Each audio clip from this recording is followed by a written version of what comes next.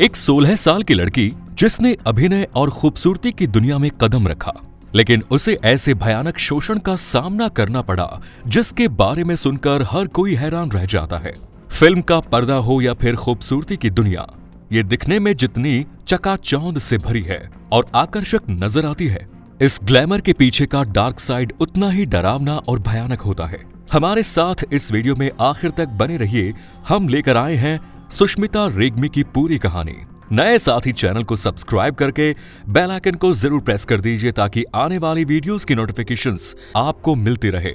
16 साल की सुष्मिता रेग्मी एक नेपाली एक्ट्रेस, मेकअप आर्टिस्ट और मॉडल थी। साल 1998 के नवंबर महीने में नेपाल के काठमांडू में इनका जन्म हुआ। जब ये केवल 6 या 7 साल की थी, उसी समय में इन्होंने साल 2003 में एक फिल्म पहूना में बतौर चाइल्ड एक्ट्रेस काम किया। इस फिल्म के बाद ही उन्होंने इस फील्ड को चुन लिया। वो बचपन से ही अपने फील्ड को लेकर काफी सीरियस थी और काम करने की इच्छुक भी। जब उन्होंने 12वीं पास किया, उसी समय उनके पास एक बड़े फैशन हाउस ऑफ फैशन से मॉडलिंग के लिए ऑफर आया। उसे एक मॉडल के तौर पर ऑडिशन देना था। इस ऑडिशन में सुष्मिता का सिलेक्शन नहीं हुआ, लेकिन कुछ दिनों के बाद हाउस ऑफ फैशन से ही सुष्मिता के पास एक आदमी का मैसेज आता है। जब वो वहां उससे मिलने के लिए गई तो वहां उसका फोटो शूट हुआ। जिस व्यक्ति ने सुष्मिता का फोटो शूट किया वो एक जाना माना फोटोग्राफर था, जिसके लिए उसे 5,000 रुपए पे करने पड़े। वहां एक ऐसा व्यक्ति मिला जिसने उसे इस फील्ड में आने के लिए काफी इनकरेज किया। उसने कहा कि आप इसी फील्ड के लिए बने हो। उसने सुष्मिता को अपने नेक्स्ट ब्यूटी पेजेंट के लिए सिलेक्ट किया। ब्यूटी पेजेंट एक ऐसा इवेंट होता है जिनमें अलग अलग ड्रेस के साथ रैंप वॉक की जाती है। सुष्मिता के लिए ये एक सुनहरा मौका था क्योंकि ये एक पेड परफॉर्मेंस थी। सुष्मिता ने ज्यादा सोचे विचारे ही बिना इसके लिए हाँ कर दी। इस प्यूरे ब्यूटी पेजेंट को ऑर्गेनाइज करने वाले 3 लोग थे। एक्स मिस नेपाल मालविका शुभा, वो फेमस फोटोग्राफर जिसने सुष्मिता की फोटो खींची, और तीसरा व्यक्ति जिसने सुष्मिता को इस फील्ड में आने के लिए इनकरेज किया। मालविका शुभा सुष्मिता की रोल मॉडल थी। वो उनसे काफी इंस्पायर थी और उसकी खुशकिस्मती थी कि उसे उनके साथ काम करने का मौका मिल रहा था। सुष्मिता ने इस शो की तैयारी के लिए दिन रात एक कर दिया। वो मालविका शुभा से काफी कुछ सीख रही थी। धीरे धीरे इस शो की फाइनल तारीख आ गई। सुष्मिता ने इसमें पार्टिसिपेट किया। वो इस शो की फर्स्ट रनर अप बनी। एक 16 साल की लड़की ने इस शो में कमाल कर दिया। इस शो की वजह से सुष्मिता को काफी नेम फेम मिला। वो इस शो को जीतने के बाद काफी खुश थी कि उसे उन लोगों के साथ काम करने का मौका मिला। इसके बाद उस आदमी का सुष्मिता के पास एक बार और फोन आता है। उसने कहा कि सक्सेस पार्टी ऑर्गेनाइज की गई है और आपको एक होटल में आना है।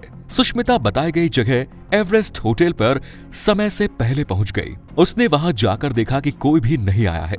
सुष्मिता ने पूछताछ की तो उसे बताया गया कि बहुत जल्दी सभी लोग यहाँ पर आ जाएंगे। उसे एक जगह बैठने के लिए कहा गया। सुष्मिता के पास थोड़ी देर बाद एक वेटर आया और वो उसके लिए ड्रिंक लेकर आता है। सुष्मिता ने उससे पूछा तो उसने कहा कि ये वेलकम ड्रिंक है।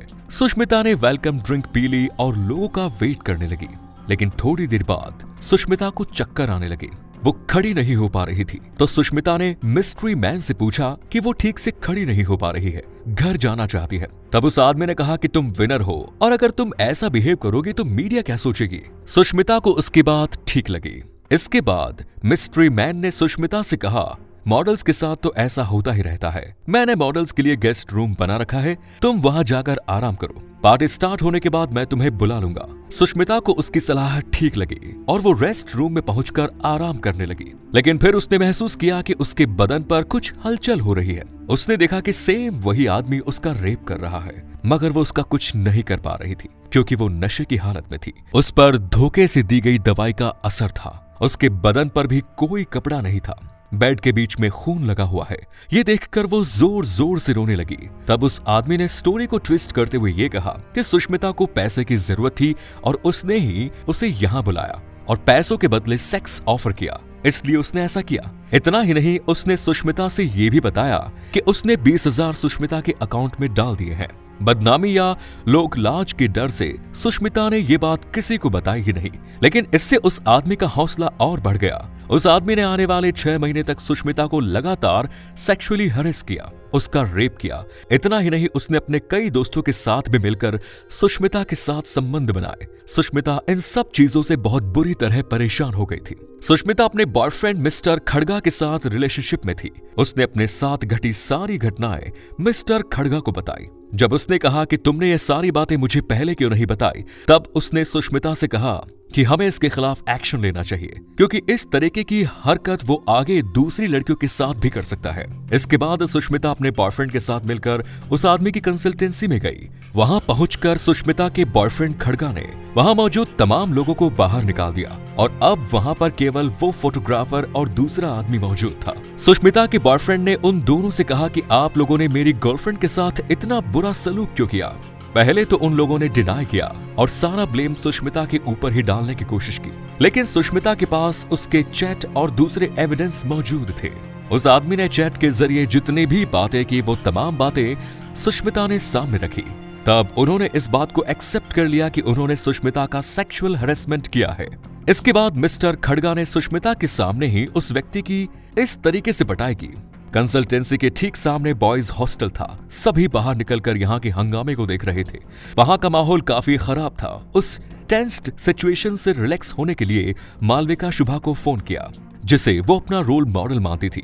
उसकी बातें सुनने के बाद मालविका ने जो कहा, उसे सुनकर और भी ज्यादा वो हैरान रह गई। उसे उम्मीद नहीं थी। मालविका ने बताया कि तुम ये सब मुझे क्यों बता रही हो, ये तुम्हारी प्रॉब्लम है। इसके बाद मालविका ने फोन कट कर दिया। मालविका शुभा अक्सर महिलाओं के हित और उनके लिए काम करने का दम भरती थी, लेकिन उसकी सच्चाई अब सुष्मिता के सामने थी।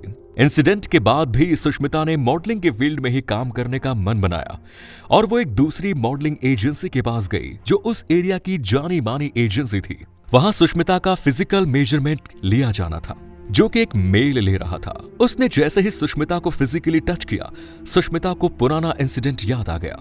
वो पूरी तरह से शॉक थी। उसने फील किया कि ये आदमी भी उसे मेजरमेंट के बहाने टच करने की कोशिश कर रहा था। सुष्मिता वहां से चुपचाप निकलकर बाहर आ गई। अब उसे इस इंडस्ट्री की हकीकत का पता चल चुका था। अब फाइनली वो डिसाइड कर चुकी थी कि अब वो इस इंडस्ट्री में काम नहीं करेगी। सुष्मिता ने अपने ड्रीम पीछे छोड़ दिए, लेकिन शायद वो अभी भी ये नहीं समझ पाई कि महिलाओं के साथ तकरीबन हर फील्ड में इस तरह का व्यवहार होता ही है। उनका शोषण करने वाले वहां मौजूद होते हैं। सुष्मिता की पूरी स्टोरी सोशल मीडिया पर मौजूद है, जो कि पूरे 20 पार्ट में है, जिसे वहां पर देखा जा सकता है। आगे चलकर इस मामले में एक्शन हुआ और जिस व्यक्ति ने सुष्मिता का ये किया, वो कंसल्टेंसी संचालक मनोज पांडे था। पुलिस ने उसे अरेस्ट करके 5 दिन की रिमांड पर लिया, मगर पुलिस को उसके खिलाफ रेप का कोई भी एविडेंस नहीं मिला। आगे चलकर सुष्मिता ने धीरे धीरे इस इंडस्ट्री के ऐसे लोगों को एक्सपोज करना शुरू किया। उसने सभी के नाम सार्वजनिक कर दिए। मालविका शुभा ने इस मामले के लिए अपोलोजाइज भी किया, पर उसे सुष्मिता ने एक्सेप्ट नहीं किया। आज भी सुष्मिता को इंसाफ का इंतजार है, लेकिन सुष्मिता ने जो एक्शन लिए वो वाकई में काबिल तारीफ है। कम से कम दूसरी लड़कियों को इस तरह की चीजों के खिलाफ आवाज उठाने में हिम्मत मिलेगी। आप इस बारे में क्या सोचते हैं, कमेंट्स में जरूर बताएं।